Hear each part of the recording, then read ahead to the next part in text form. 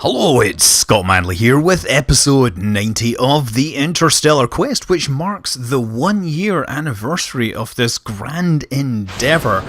And, well, speaking of grand endeavours, we are planning to take this spaceplane to the surface of Eve, but before we go there, we need to perform some more tests.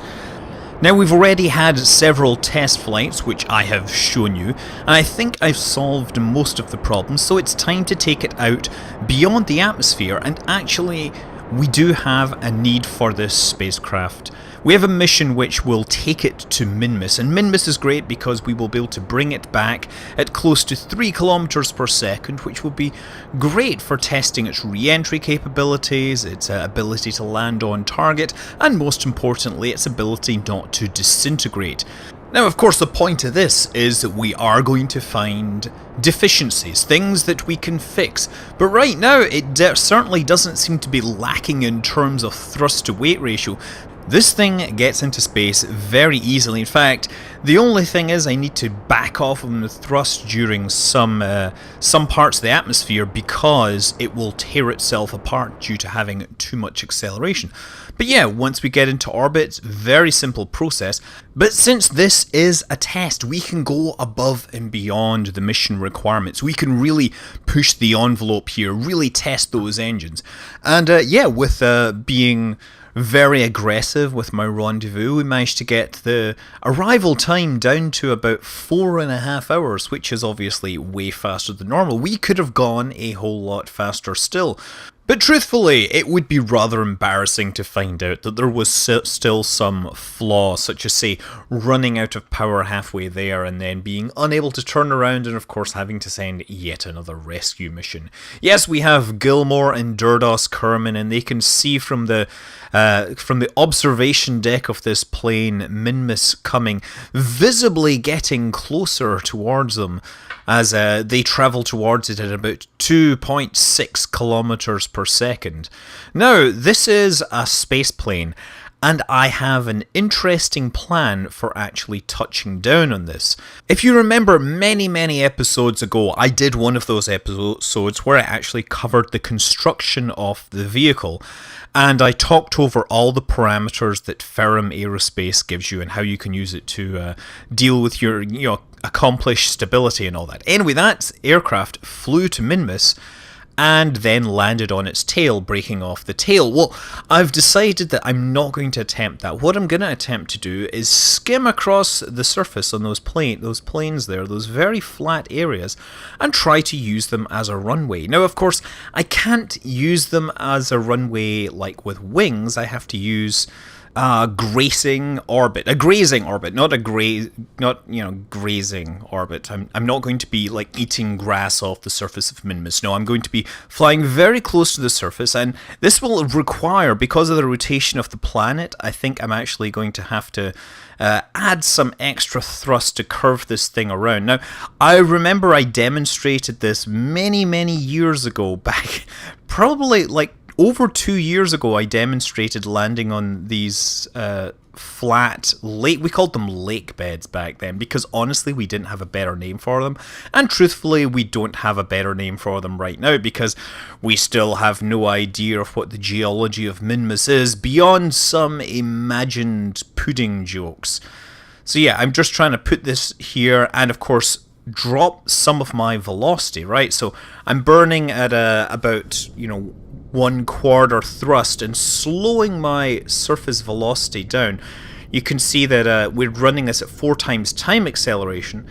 And another thing became very evident to me as I was doing this, and this is obviously running at 4 times regular speed, and you really don't want to hear me talking at 4 times regular speed because those big words with many syllables just start to sound too percussive and complicated, and they really sound more like farting rather than actually talking, although some people might say it could be an improvement. Who knows? Anyway, I think it's rather appropriate that I'm moving at such velocity since I just went off on another tangent, and this is almost like a tangent when you're flying at these speeds.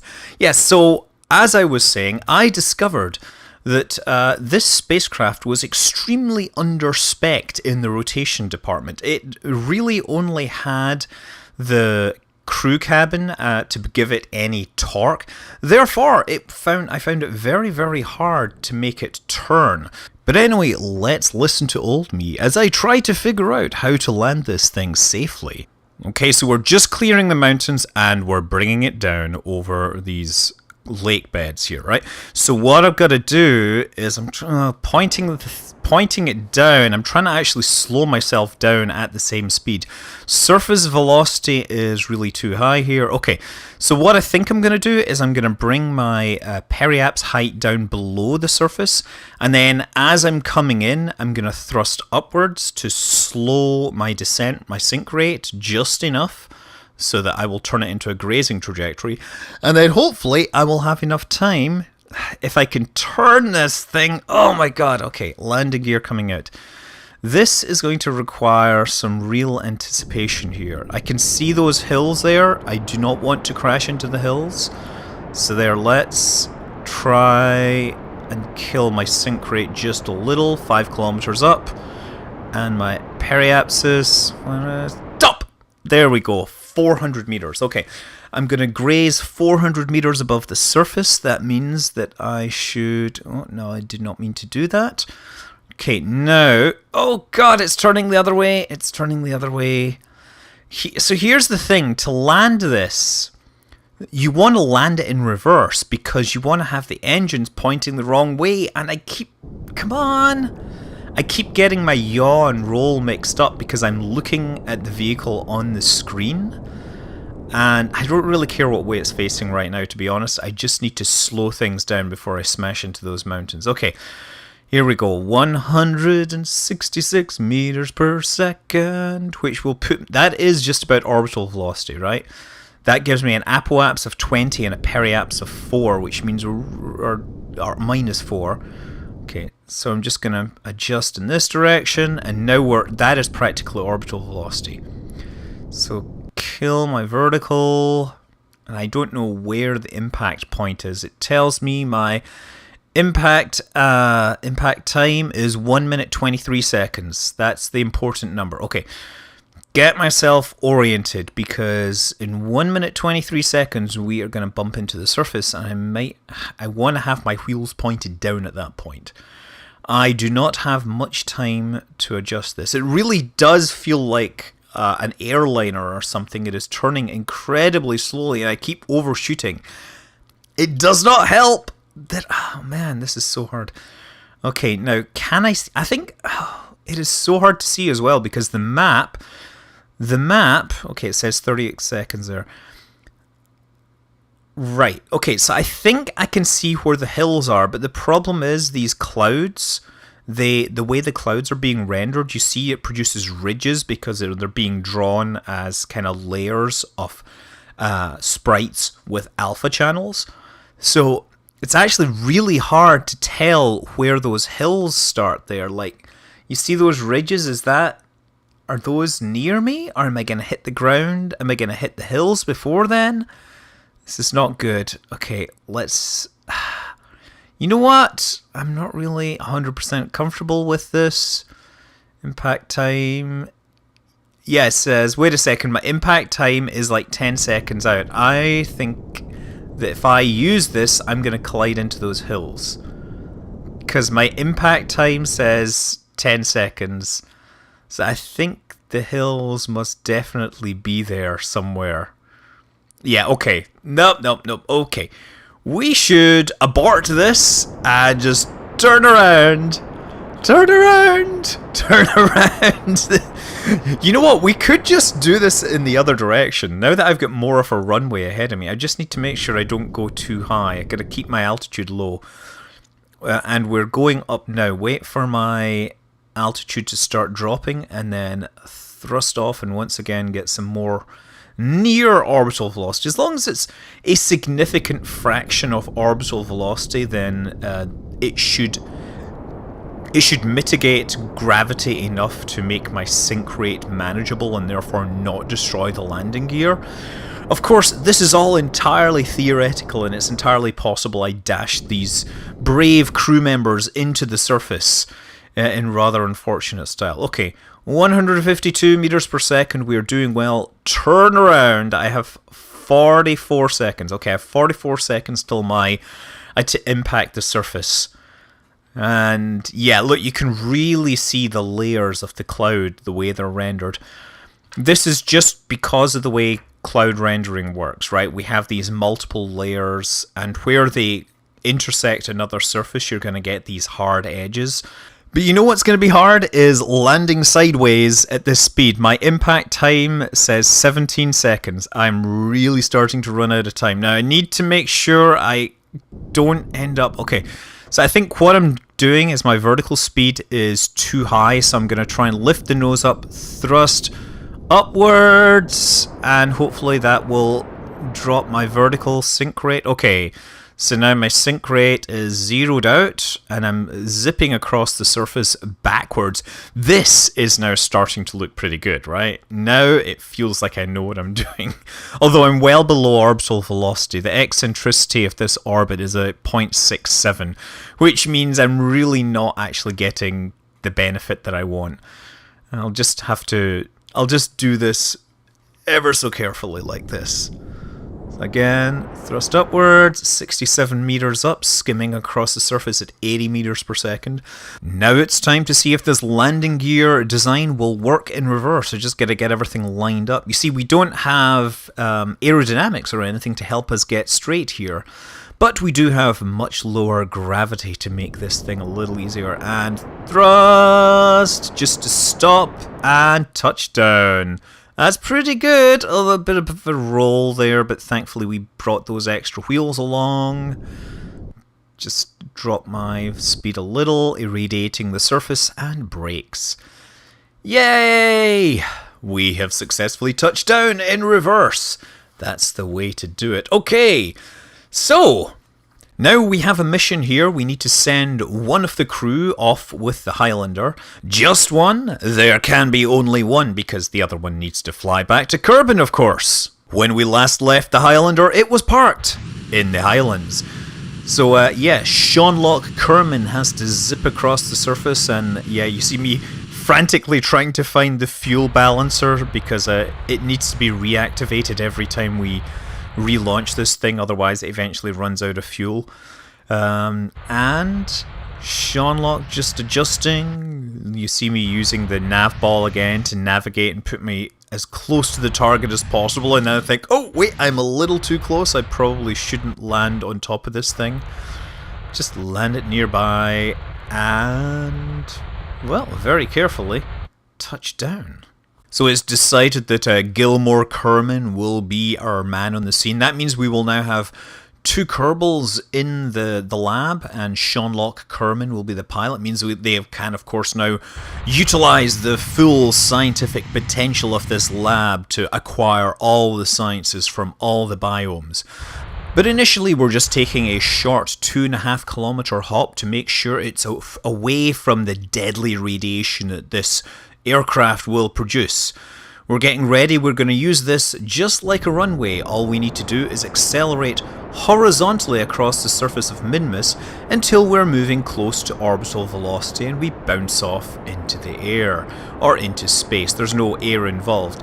Of course, if we keep this up in a straight line, we're probably going to hit those mountains. So immediately I pull sharply up to make sure that I get over and get into orbit so I can return home.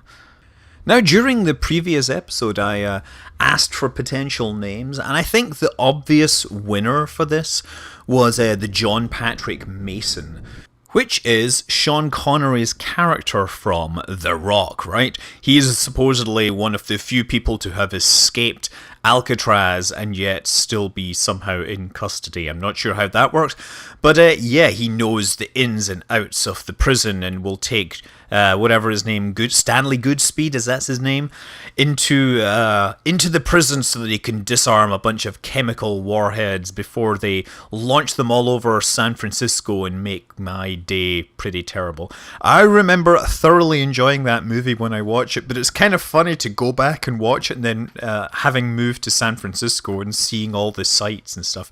It's like when, if you watch movies where your own city is in it, then it changes your perception of it. Anyway, the other thing that everybody seemed to have some great opinions, great ideas on was about a landing gear placement, right? A lot of people had talks, and a lot of people were very smart, and they said, look, this is what real aircraft do. And they gave me links to design documents, papers, and all that, which was very helpful. It's great for a lot of things, but it doesn't actually apply to this, because one of the things with regular aircraft is, they can put their engines in the most appropriate places. This aircraft is unlike most regular real-world aircraft because it has this huge fat engine on the rear. It has a 3.75 meter engine.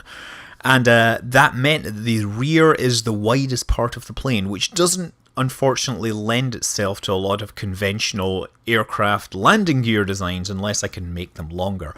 I have seen Bahamut D or whatever. He has procedural landing gears mod in development. Very excited for that. Not that I will be able to employ it with this particular playthrough, but all the same, landing gear, one of those things that I eternally have problems with.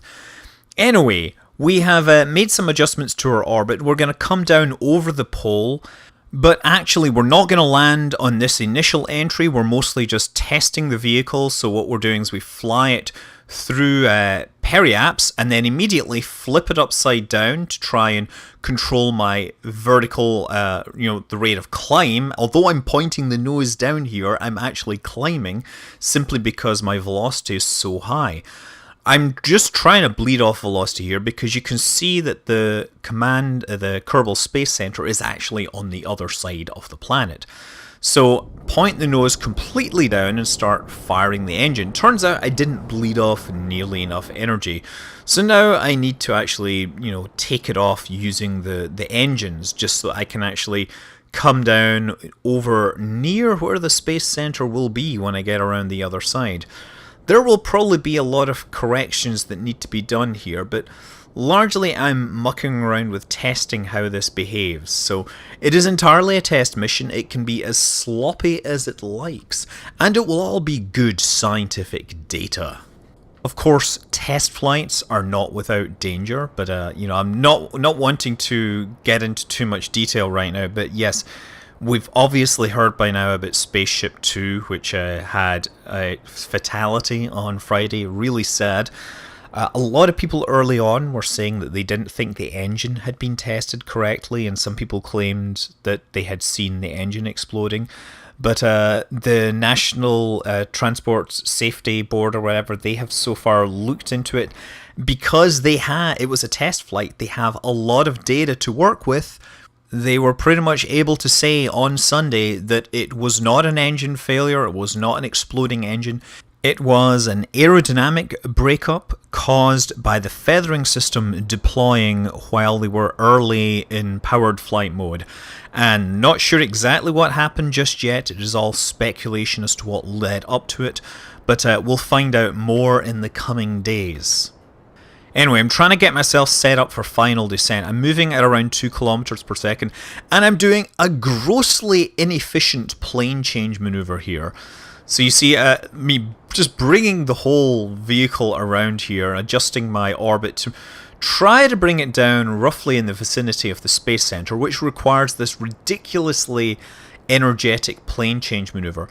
In addition, what I'm also doing is, you note my orbital velocity is dropping, so I actually thrusted upwards to, bring myself back out of the atmosphere slightly, and then slowed myself down so I will enter the atmosphere very steeply, and that will actually be a much better test of the aerodynamic limits of this vehicle. We all know that the crew can escape in the worst case scenario, but if this thing can survive the re-entry at this very steep angle and perhaps get lift back, then it should be a good sign for the vehicle in general. Watch the vertical speed as I'm coming down here, right?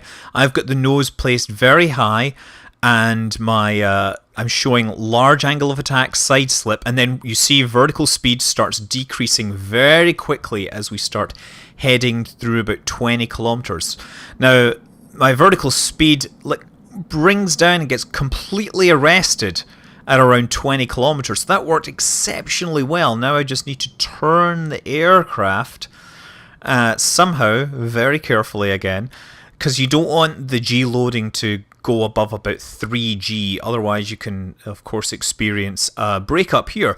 I'm still trying to take away as much speed as possible, so that's why we're keeping it in the yellow zone where we're getting warnings about large angles of attack. But once we actually get ourselves pointed and get below about Mach 2, then I can perhaps flatten out the trajectory, get it more in line there, and now get it back into the kind of the green nominal flight region. So yeah, I've adjusted the nav ball to get everything right.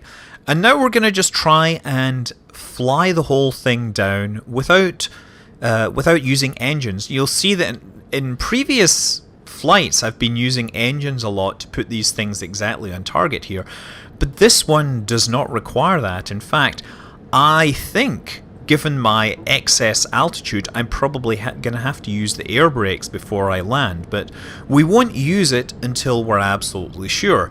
Somebody corrected my quote from the Dream Chaser video where I said speed is life and the second part is altitude is life insurance.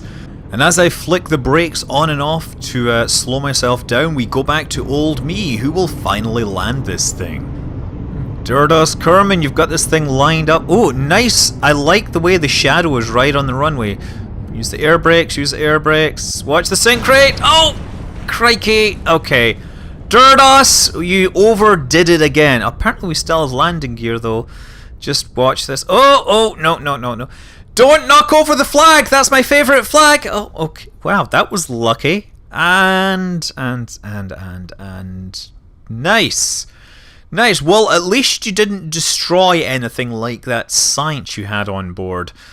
But that is interesting that despite losing the engine and losing the rear section of the aircraft, those landing gear still seem to be sitting there. I'm sure Durdos is happy to be alive nevertheless. Oh look! Apparently he doesn't have a helmet here. Jumps out the back. Oh! Ow! Yes. He's going to inspect the rear and give them a quote for repairs or whatever. Well, there's your problem! Look at that. He literally landed so hard the landing gear got smashed up into the aircraft. Yeah. Oh, and the landing gear are actually attached. They're not just like stuck in there. They are physically attached to the aircraft. Well, we have returned safely, and next we shall have to take this all the way to Eve. Perhaps with a little more finesse on the landing. But until then, I'm Scott Manley. Fly safe.